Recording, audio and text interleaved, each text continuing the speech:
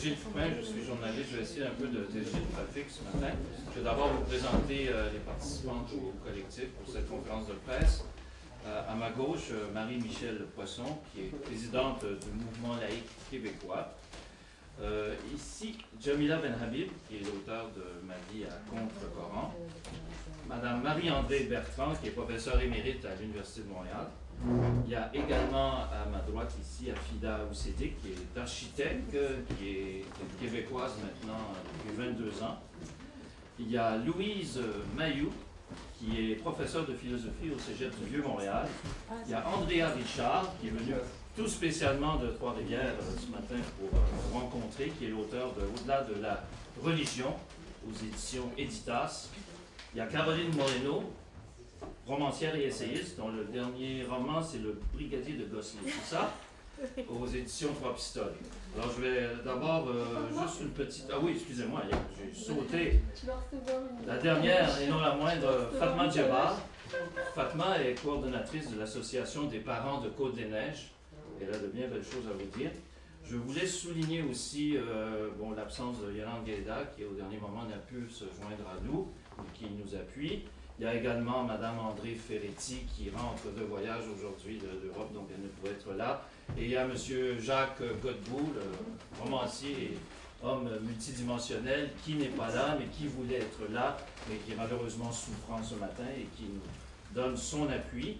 Je veux remercier rapidement l'Association des humanistes parce qu'ils nous ont fourni gracieusement ce local qui appartient à la Fondation des humanistes du Québec. Et puis n'oubliez pas de prendre un communiqué à la sortie. Il y a aussi également une pétition en ligne avec les copines du site internet sisyphe.org. Ce sont des femmes qui s'intéressent énormément à la situation de la femme dans le monde, évidemment, ici au Québec. Alors, sans plus tarder, je donne la parole à Marie-Michel Poisson. Chacun des participants vont faire une brève intervention. J'espère que ce sera moins de 2 minutes. Alors, Marie-Michel, s'il vous plaît. Elle est présidente, dont je rappelle, du mouvement laïque québécois. Voilà. Alors, le mouvement laïque québécois réclame une charte de la laïcité. Le mouvement laïque québécois, appuyé dans cette initiative par plusieurs personnalités de la société civile, réclame la tenue d'une commission parlementaire ou la publication d'un livre blanc sur la place de la religion dans l'espace public au Québec et l'adoption d'une charte de la laïcité afin que soit concrétisé par un dispositif législatif clair et cohérent le principe de neutralité de l'État. Nous tous réunis aujourd'hui déplorons l'inaction du gouvernement Charest sur l'ensemble des questions relatives à la laïcité de l'État et craignons que cet attentisme de nos élus ne contribue à détériorer le climat social et politique au Québec. Lors du dépôt du rapport de la commission Bouchard-Taylor, le gouvernement, de même que les partis d'opposition, sont allés à l'encontre de la recommandation de retirer le crucifix de l'Assemblée nationale. Pourtant, ce geste symbolique puissant aurait exprimé une volonté d'engagement ferme et résolue en faveur du principe de neutralité de l'État et aurait eu une force d'exemple pour l'ensemble de la société. Plus récemment, le gouvernement Charest a renié l'avis du Conseil du statut de la femme, organisme consultatif mandaté par l'État, qui a clairement recommandé l'interdiction du port de signes religieux au sein de la fonction publique. Sans aucune justification sérieuse, le gouvernement a préféré se rallier, par la voix de la ministre de la Condition féminine, Mme Christine Saint-Pierre, à la position ambiguë et contradictoire de la Fédération des femmes du Québec. Nous tenons à rappeler que le débat sur la neutralité de l'État ne se limite pas uniquement à un dossier de condition féminine, mais que la question du port de signes religieux, ainsi que tous les aspects d'accommodement religieux dans le contexte du travail, rejoint l'ensemble de la population québécoise, hommes, femmes de toute origine et appartenance identitaire, et que toutes les religions sont visées également. Nous tenons également à rappeler qu'il n'existe actuellement aucune déclaration ou reconnaissance formelle de la laïcité de l'État, tant au Québec qu'au Canada. Le débat de fond sur la laïcité que nous souhaitons est beaucoup plus large que la seule question des signes vestimentaires, car il concerne tout autant le bon fonctionnement des institutions publiques, démocratiques et de notre système d'éducation. En passant, le mouvement laïque québécois est aux prises actuellement avec un procès devant le tribunal des droits de la personne concernant les prières au conseil de ville. Il y a déjà eu un jugement rendu en ce sens à Laval. de même que nous sommes farouchement opposés au maintien de contenus religieux dans le système d'éducation via le pôle auxiliaire et le service d'animation de la vie spirituelle.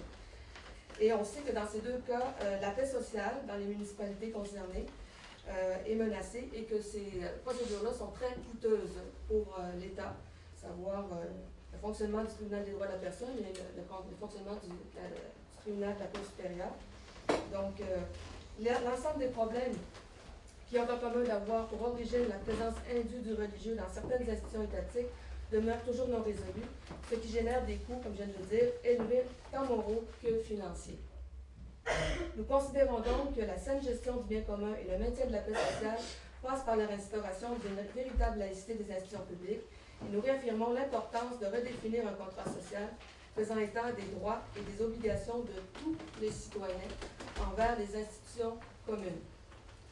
Pour assurer un tel contrat social, nous croyons que le Québec doit se doter d'une charte de laïcité reposant sur des principes fondamentaux. Le mouvement laïque a depuis longtemps proposé de tels principes. Vous pouvez consulter l'ensemble de ces principes sur le site du mouvement laïque. Je peux en mentionner un seul, qui est très clair pour nous. Tout agent public, tout collaborateur du service public a un devoir de stricte neutralité religieuse et politique. Merci. Maintenant, Jamila Benhabib, auteur de Ma vie à contre le Coran. 2 minutes. Mesdames et messieurs, bonjour. Qu'il me soit permis de vous souhaiter la bienvenue et de vous remercier de votre présence. Le hasard a voulu qu'aujourd'hui, on célèbre la journée de la spécificité culturelle. Célébrons-la ensemble, chers amis, dans ce local si généreusement offert par les humanistes du Québec. S'il y a une spécificité culturelle, elle doit s'inscrire dans l'humanisme et l'universel. La laïcité et l'égalité sont les fondements mêmes de l'universel. Aujourd'hui, tous les éléments de mon identité, russe, grec, algérien et français, se mêlent les uns aux autres pour célébrer mon identité québécoise. Les personnes qui sont réunies aujourd'hui sont soucieuses de l'avenir de notre société. Elles ont des parcours de vie, des âges et des origines différents. Si elles ont décidé de faire converger leurs voix, c'est parce qu'elles défendent le même idéal. L'idéal laïque et égalitaire. C'est dire que ces deux valeurs fondamentales d'une démocratie transcendent les frontières et les cultures.